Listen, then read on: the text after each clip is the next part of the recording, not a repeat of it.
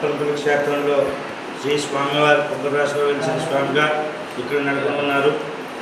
పుల్లెటి రామస్వామి గారు అనే కొత్త వ్యాపారవేత్తకి కల్లో కనిపించి స్వామి స్వప్నంలో కనిపించి నీ దగ్గరే నేను వెలుస్తాను బాధపడకని చెప్పి స్వామివారు చెప్పడంతో ఇక్కడ కొబ్బరి రాశిలో వెలిశారు.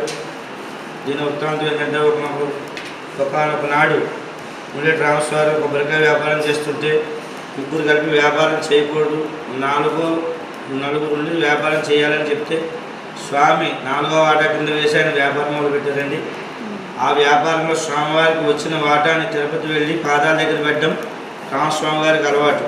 అలాగే ఒకసారి స్వామివారి వాటా తీసుకుని తిరుపతి వెళ్ళి పెడుతుండగా అక్కడ ఉన్న అర్చకులు సిబ్బంది ఆయన్ని లోపల స్వామివారి దగ్గరికి వెళ్ళడానికి వీల్లేదు, ఉండిలోనే వేయాలని స్వామివారికి చెప్తే ఆయన ఎంతో దుఃఖించి స్వామివారిని వేడుకున్నారు. స్వామి, నేను చేసిన అపరాధం ఏమిటి, నన్ను లోపలికి రానివ్వట్లేదు, ఇన్నాళ్ళుగా నేను సేవ చేసుకుంటున్నాను అని బాధపడుతుండగా ఆ రోజు అక్కడే తిరుపతిలో నేను నిద్రిస్తే స్వామి స్వప్నంలో కనిపించి రామస్వామి గారికి నువ్వేం బాధపడుకు, నీ దగ్గర నేను వెలుస్తానని చెప్పి స్వామి మాట ఇవ్వడంతో పొద్దున్న ఇక్కడ మళ్ళీ తిరిగి అప్పలపల్లి రావడం జరిగింది.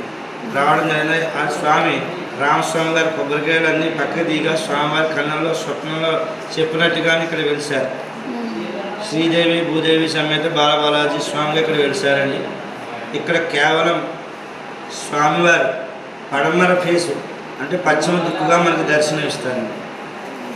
ఆ తర్వాత స్వామివారికి ఇక్కడ కొబ్బరికాయ రాశిలో వెలిసిన స్వామి, ఇక్కడ స్వామివారి ప్రసాదం భూరి విశేషంగా ఉంటుందండి.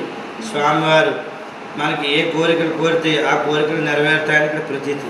కేవలం భక్తులు ఇచ్చిన విరాళాల మీద నడిచే ఏకైక దేవస్థానం ఈ యొక్క అప్పలపల్లి. స్వామి బాలబాలాజీగా స్వామివారి ఇక్కడ బాల తిరుపతిలో వెలిసారు కనుక బాలబాలాజీగా పేరు వచ్చింది.